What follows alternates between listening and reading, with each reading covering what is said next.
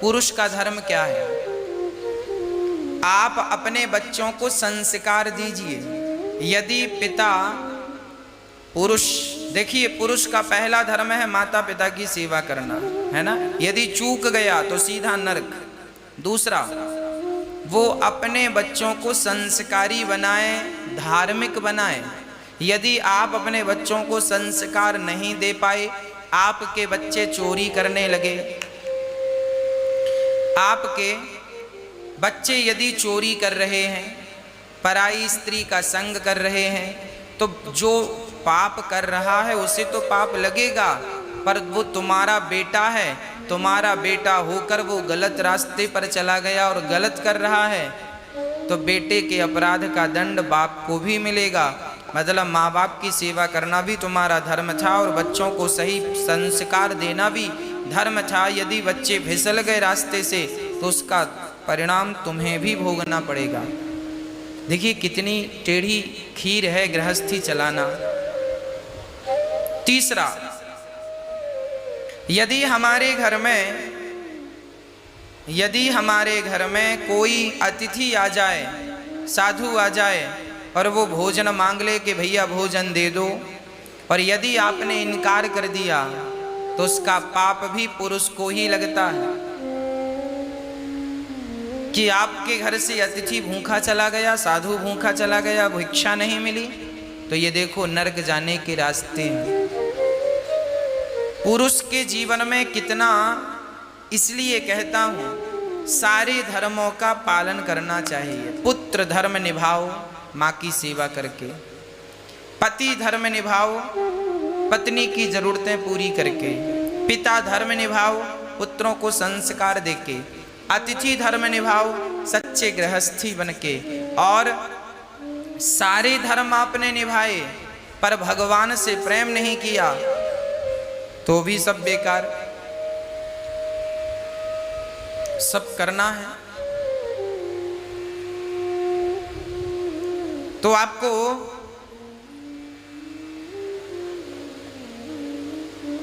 क्या करना है? ठीक है, आपको भगवान से प्रीति भी करना है, भगवान से प्रेम भी करना है। ये हम सभी के धर्म है। सत्य बोलना हमारा धर्म है, दया करना हमारा धर्म है, सेवा करना हमारा धर्म है। ये सब हमारे धर्म ही है। इन धर्मों की बेड़ियों में बंधे रहोगे ना तो सुखी रहोगे। और यदि धर्म की बेड़ियों, जैसे समुद्री जहाज होते हैं, समुद्र में नाव होती है, नदी में नाव होती है, जब किनारे पर नाव आती है ना तो नाव चलाने वाला केवट नाविक नाव को जल्दी से खूंटे से बांध देता है। यदि नाव खूंटे से बंधी है किनारे तो कितना भी तूफान चले नाव का बाल भी बांका नहीं होगा। और यदि नाव बांधना भूल गया केवट तो क्या होगा? नाव बिना केवट के नदी में जा सकती है, उलट पलट सकती है, थोड़ा सी हवा चली तो पानी में डूब सकती है। नाव अकेली है, नाव में नाव को चलाने वाला कोई नहीं है, बंधी नहीं है, खुली नाव है तो डूबने की संभावना ज़्यादा है। और नाव यदि किनारे से बंधी है, खूंटे से किनारे पर, तो फिर वो सुरक्षित है। उसी प्रकार जो व्यक्ति संस्कार और धर्म की बेड़ियों से बंधा हुआ है वो व्यक्ति सुरक्षित है, और जो व्यक्ति धर्म से संस्कारों से नहीं बंधा वो व्यक्ति डूब जाएगा जल्दी से। इसलिए अपने आप को संस्कारों से, धर्म से, धार्मिकता से बांध करके रखो। हम स्वतंत्र ना घूमें, अपने आप को स्वतंत्र ना समझें।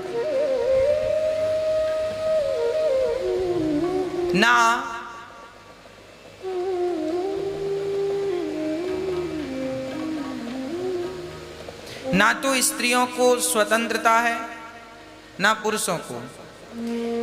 स्वतंत्र कोई नहीं है, ना स्त्रियों को स्वतंत्र रहना चाहिए ना पुरुष को। यदि स्त्री स्वतंत्र हो गई तो उस स्त्री का पतन हो जाएगा।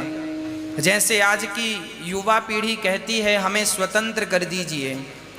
स्वतंत्र अर्थात माता पिता का कोई दबाव नहीं, किसी का कोई डर नहीं। यदि आपके ऊपर माता पिता का डर ना हो, बिल्कुल आज़ाद हो जाएं, तो बताओ आजाद बच्चे बनेंगे कि बिगड़ेंगे? बोलो, क्या संभावना है? छोटे छोटे बच्चों को आजाद कर दो, आपका कोई डर ना हो, कोई भय ना हो, तो बच्चे बनेंगे कि बिगड़ जाएंगे? बिगड़ जाएंगे ना। इसलिए स्त्री स्वतंत्र कभी नहीं होती। जब बच्ची का जन्म होता है तो वो पिता की परवरिश में होती है, पिता के अधीन होती है, पिता उसकी रक्षा करता है, पिता उसकी देख रेख करता है, पिता की आज्ञा से वो इस लड़की चलती है। जब विवाह होता है तो स्वतंत्र नहीं है, फिर वो पति के बंधन में बंध गई, और पति नहीं है तो पुत्र के बंधन में बंधी है। मतलब स्त्री कभी स्वतंत्र नहीं है और होना भी नहीं चाहिए। पुरुष भी स्वतंत्र नहीं है, पुरुष भी स्वतंत्र ना समझे अपने। जो पुरुष अपने आप को स्वतंत्र मान लेगा, अभी तो मुझे डर है माता पिता का, मैं गलत रास्ते पर ना जाऊं, गलत निर्णय ना करूं, नहीं तो पिताजी डांटेंगे, नहीं तो माँ डांटेगी, है ना। तो ये डर होना चाहिए। जिसके सिर पे ये डर है वो कम बिगड़ते हैं, और जिनके सिर का डर खत्म हो गया। इसीलिए कहता हूँ माँ बाप से कि थोड़ा थोड़ा बच्चों को भय भी जरूरी है। भय अबिन हो ही न प्रीत, बिना यदि भय है तो भय उपयोग में लाइए। आजकल के बच्चों को कोई भय नहीं है। जिसके सिर पे भय नहीं है वह बच्चे बिगड़ जाते हैं, रास्ता भटक जाते हैं, क्योंकि कोई भय नहीं है, कोई डांटेगा नहीं, कोई कुछ कहेगा नहीं, बिगड़ गए। तो भय जरूरी है। माता पिता का भय हो, जब वो पढ़ लिख जाएं, समझदार हो जाएं, तो उनको धर्म का भय होना चाहिए। धर्म का भय क्या होता है? पहले के लोग, आप पुराने लोगों से कहेंगे ना कि भैया जरा हमारी झूठी गवाही दे दो, हम 5,000 रुपये देंगे, तो पुराने लोग कहते थे भैया 5,000 खर्च हो जाएंगे, पर जो झूठ बोलेंगे वो खर्च नहीं होगा, भोगना पड़ेगा। पहले के लोग बचते थे झूठ बोलने से। मतलब पहले के लोगों को डर किस बात का था? धर्म का डर था कि हमारा रास्ता ना बिगड़ जाए, परलोक ना, झूठ बोलने से परलोक बिगड़ जाएगा, इसलिए लोग झूठ नहीं। देखिए पहले माँ बाप का डर था, अब धर्म का डर है। ये डर जरूरी है। यदि ये डर ना हो तो व्यक्ति राक्षस हो जाए। रावण को डर नहीं था किसी का, तो देखो राक्षस हो गया। पर राम जी को डर था कि मैं पिता की आज्ञा नहीं मानूंगा तो मेरा धर्म चला जाएगा। धर्म का डर था तो राम जी भगवान बन गए, और रावण के सिर पे कोई डर नहीं था तो आज गली गली पुतले जलाए जा रहे हैं। अब आप निर्णय कीजिए कि आपको डरना जरूरी है या नहीं। मेरे को भी डर है इस बात का कि मेरे भगवान मुझे देख रहे हैं, मैं क्या कर रहा हूं, सही या गलत, उसका निर्णय ईश्वर देंगे। इसलिए हम सबको धर्म से डरना चाहिए। धर्म से डर का अर्थ यह हुआ कि हमसे अधर्म ना हो जाए। झूठ बोलना अधर्म है, धर्म का डर बना रहे। ये डर बना रहे कि देखो ये गलत ना करना, हम धर्ममय जीवन हमारा है। तो जीवन में सबके ऊपर डर। यदि आपने गाय घर पे बांधी है तो आपने गाय को खूंटे से बांधा है ना। गाय को जब आप छोड़ते हैं तो वो सही दिशा में चलती है। कई गाय, कई बैल लापरवाह होते हैं, किसी की फसल में घुस जाते हैं। फिर क्या होता है? गाय चराने वाला जो ग्वाला है वो आकर के उसे डांटता है, फटकार लगाता, गैया तुरंत फसल से निकल के सीधी चलती है। फिर वो उसे डराता है गाय को, एक धीरे से लाठी भी जमा देता है। इसलिए जमाता है लाठी ताकि कल से गाय फसल में घुसकर किसी का नुकसान, और जब एक लाठी पड़ जाती है ना तो फिर वो दोबारा गैया घुसती नहीं है खेत में। उसे पता चल जाता घुसूंगी तो लाठी मारेगा, हाँ या ना।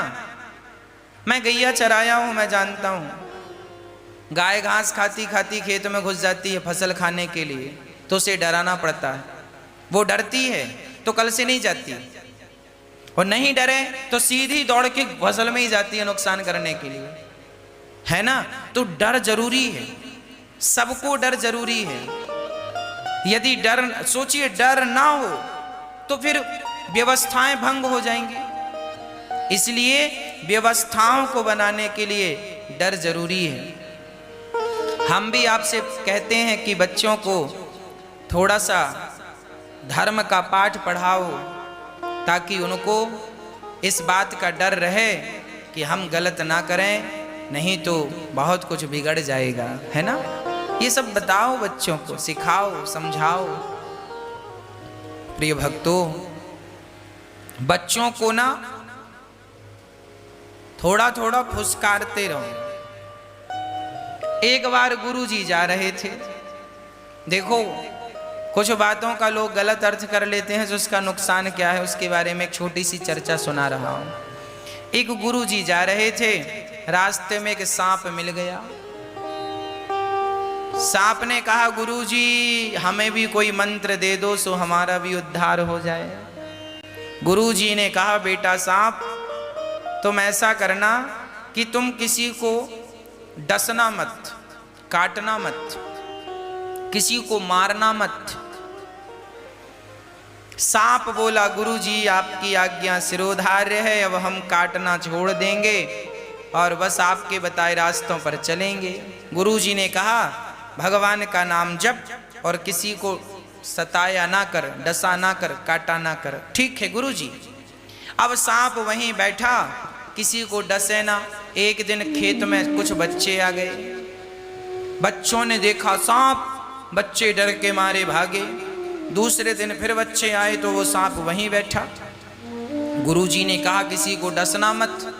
तो छोटे छोटे बच्चों ने एक लाठी उठाई और लाठी से बच्चे ने सांप की पूंछ हिलाई, तो सांप ज्यों पड़ा। बच्चों को लगा ये ऐसे ही वाला सांप है, तो बच्चों ने फिर लाठी फिर मारी सांप को, कुछ पत्थर फेंके, कुछ लाठी। अब सांप बड़ा परेशान, गुरुजी की आज्ञा है, काटना नहीं है। और बच्चों को लग रहा है ये तो ऐसे ही वार, तो बच्चे जाके सांप के ऊपर बैठने लगे और सांप कुछ ना कहे। सांप को गुरुजी ने कहा था काटना मत। तो बच्चों ने क्या किया, सांप की पूंछ पकड़ी और मुंह पकड़ा, झूला झूला रहे हैं सांप का। अब सांप बड़ा परेशान, गुरुजी ने कहा है काटना मत। अब बच्चों ने सांप की पूंछ एक पेड़ से बांधी और मुंह दूसरे पेड़ से बांधी और झूला झूलने लगे रस्सी बनाकर। अब सांप बिल्कुल अब बंधा, ना पानी मिला ना कुछ खाना मिला, बिल्कुल सूख गया। कुछ दिनों बाद गुरुजी आए तो सांप लटका। गुरुजी ने निकाला, भाई क्या हुआ, तू बड़ा दुबला पतला है और मरने की स्थिति में पहुंच गया। बोले, गुरुजी ने आपने जब से मंत्र दिया तब से मर रहे हैं। अरे हमने ऐसा क्या मंत्र दिया कि तुम मर रहे हो? सांप ने कहा, आपने तो बोला था किसी को डसना मत, काटना मत। हमने डसना और काटना छोड़ दिया तो ये बच्चे हमारा झूला बनाकर झूल रहे हैं। गुरुजी ने माथा पकड़ के कहा, राम राम, हमने काटने का मना किया है, फुसकारने का मना नहीं किया। तुम फुसकारते होते तो ये बच्चे तुम्हारा झूला ना बनाते। काटो मत पर फुसकारो, है ना। अब दूसरे दिन बच्चे आए तो सांप ने जो फुसकारा बच्चे भागे। काटा नहीं उसने, डसा नहीं, पर फुसकारा। उसी तरह माँ बाप को चाहिए कि तुम अपने बच्चों को मारो मत पर फुसकारो।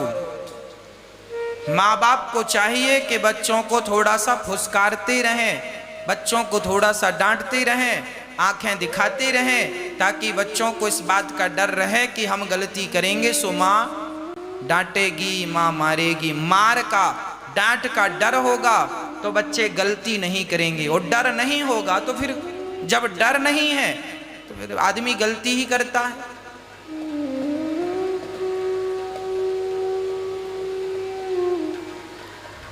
डर जरूरी है। गांव में एक बालक बीड़ी पीने लगा, हमारे संघ का। तो उसको किसी ने कहा, सुनो तुम बीड़ी पी रहे हो, तुम्हारे पिताजी से बताएंगे। वो डरा, ना ना ना ना, हमारे पिताजी से ना बताना, नहीं बहुत मारेंगे। जबकि वो बालक 27 साल का था। 27 साल का जवान छोरा बीड़ी पीने लगा और किसी ने कहा, चल तेरे बाप से शिकायत करूं, बीड़ी पीता है। वो डरा, भैया भैया मैं छोड़ दूंगा बीड़ी, मेरे बाप से मत बताना, नहीं मारेगा, मेरे पिताजी मारेंगे।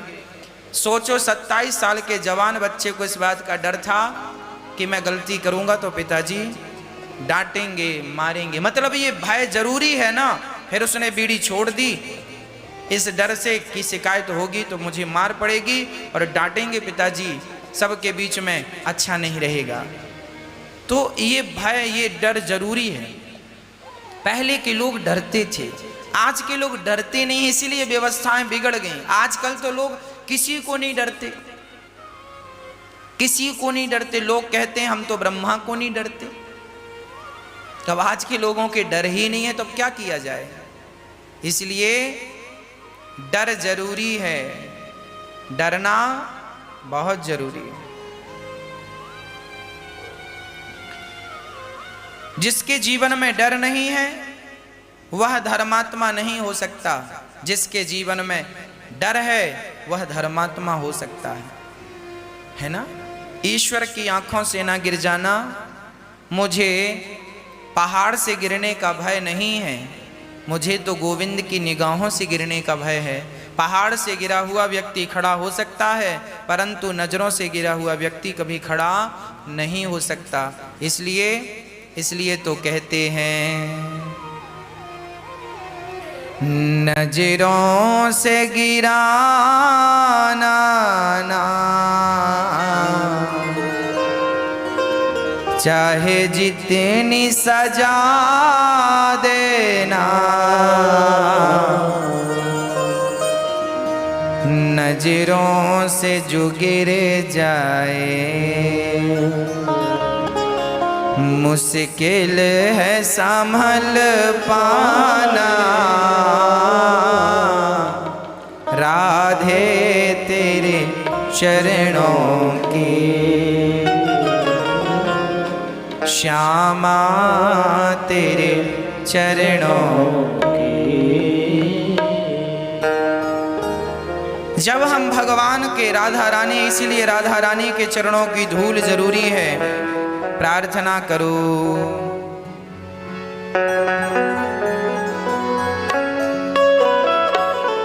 हे राधा रानी, राधे तेरे चरणों की